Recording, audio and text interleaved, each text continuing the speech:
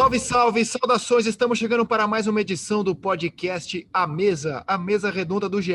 Comigo, André Rizek, com Paulo Vinícius Coelho e hoje com o repórter Eric Faria. Fala, PVC! Tudo bem, Rizek? Sabe que o Gabigol agora não é mais o 9 rubro-negro. Agora é o 9 vermelho ou preto. O PVC já fez a piada e riu da própria piada, que é uma marca aqui do nosso podcast. Cara, é o seguinte, jornalista esportivo no Brasil, ele pode ficar sem emprego, mas ele não fica sem assunto. Você fica sentado em casa esperando alguma coisa acontecer, que fatalmente vai acontecer alguma coisa. Mesmo nesse momento de poucas notícias, com os clubes começando a temporada, ainda naquela nhaca dos estaduais, tivemos o episódio Gabigol, e o Eric Faria entrevistou o jogador ontem, foi ao ar no Fantástico, está no ar no GE. Fala, Eric, bem-vindo. A primeira questão era saber por que ele estava frequentando um cassino clandestino. Bom, ele disse que não sabia que era um cassino clandestino, porque ele morava em Santos e no Rio, e foi lá levado por amigos, e o objetivo era sair para jantar. Ok, aí depois a gente perguntou, mas você chegando lá, você não percebeu que era um lugar que não deveria estar aberto por estar com aglomeração, por ter muita gente ali? E aí ele falou, percebi, faltou sensibilidade da minha parte, a gente comeu e quando a gente ia embora a polícia chegou.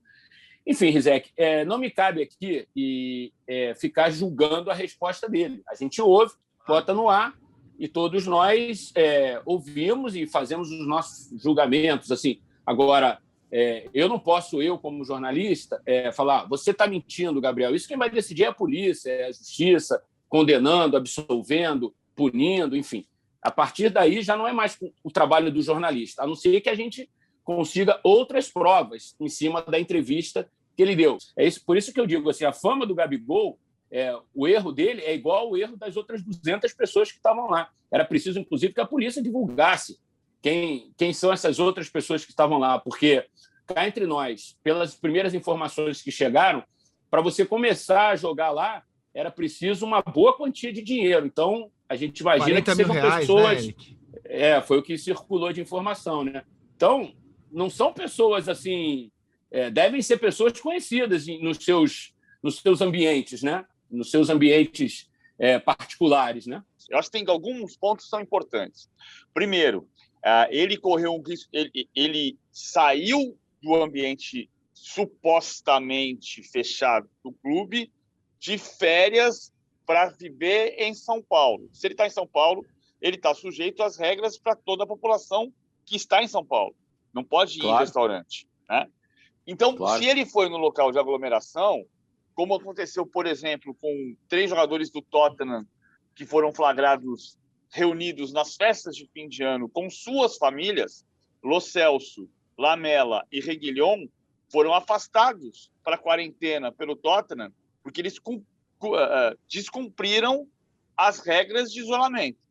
O Gabriel, voltando ao ambiente hoje, sem fazer quarentena no Flamengo, por mais que o Flamengo não queira se manifestar, ele está colocando em risco todo o grupo do Flamengo, porque ele saiu da quarentena, ele saiu do ambiente protegido onde ele estava. Então o Flamengo, na minha opinião, deveria colocar o Gabriel em quarentena, 10 dias, até ter certeza que ele fica assintomático, faz todos os testes no prazo que tem que fazer, e aí depois ele volta ao treino normal.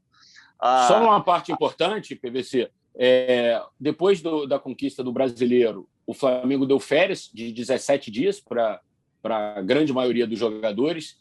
Muitos deles viajaram, inclusive era fácil ver, porque eles postam hoje em dia nas redes sociais, né? Então, muitos viajaram e foram para ambientes, em tese, que não são controlados também. Estão andando de avião, estão em hotéis, como os jogadores do Palmeiras também que tiveram férias agora, né? Alguns também viajaram, inclusive, para fora do Brasil, também saíram do ambiente controlado, né? Mas eu acho que o ponto no Corinthians também, o Jô e o Otero aproveitaram um dia de folga e foram no resort. O PVC, desculpa te interromper, é só porque assim, não precisa ser nenhum gênio para a gente chegar à seguinte conclusão. Já que a CBF garante que a contaminação não se dá durante a prática esportiva, né? A CBF garante ter exames que mostram que um jogador de um time não contamina outro. A contaminação se dá dentro do ambiente do CT. Então não precisa ser nenhum gênio para explicar que esses surtos que os clubes quase todos tiveram se dão por isso. Comportamento inadequado de algum jogador leva o vírus para o CT, no ambiente fechado de vestiário, refeitório, viagens, ônibus, o vírus se propaga. Então, Foi assim no Atlético Mineiro, quando o Sampaoli deu uma festinha, se contaminou e muito provavelmente contaminou outros jogadores. É assim que a contaminação se dá no futebol, por causa de um comportamento irresponsável fora do futebol. Mas espera um pouquinho só, vamos só separar as coisas, José. Quando você está numa cidade que as regras são outras, então se o Jô e o Otero saíram da cidade de São Paulo, eu não sei onde é o resort para onde eles foram. Se eles vão para um resort no estado do Rio de Janeiro, onde os bares e restaurantes podem funcionar até as 21 horas, eles não estão descumprindo regra nenhuma. Então, não, contra a regra não, Gabriel. O do Gabriel ele errou duplamente. A questão então, é na contaminação na volta para o ambiente do trabalho. É isso que eu me referi. O que eu estou dizendo é que o Gabriel sabe-se que ele estava no ambiente de aglomeração numa cidade onde isso está proibido porque o risco de contágio é maior. Por que os bares do Rio de Janeiro estão abertos até as 21 horas? Supostamente, as autoridades sanitárias entendem que o bar aberto até as 21 horas não implica risco de contágio. Então, se ele estiver num bar no Rio de Janeiro às 20 horas e 30 minutos, ele não está sob risco de contágio de acordo com a liberação das autoridades. Então, eu não vou obrigar esse cara a voltar de quarentena. Mas o Gabriel estava num ambiente com 250, 300 pessoas, numa cidade que proibiu bares e restaurantes abertos, e ele estava no cassino clandestino. Esse cara tem que voltar em quarentena porque o risco dele é mais evidente do que o cara que estava no resort, se o resort estiver numa cidade liberada. Agora, o caso do cassino ainda... A gente está na guerra antes da cura, né? Então, é muito perigoso a gente ficar puxando argumentos para um lado ou para outro, porque alguém quer que tenha futebol, o outro cara acha que não tem que ter futebol. O que aconteceu ontem foi grave nos dois aspectos.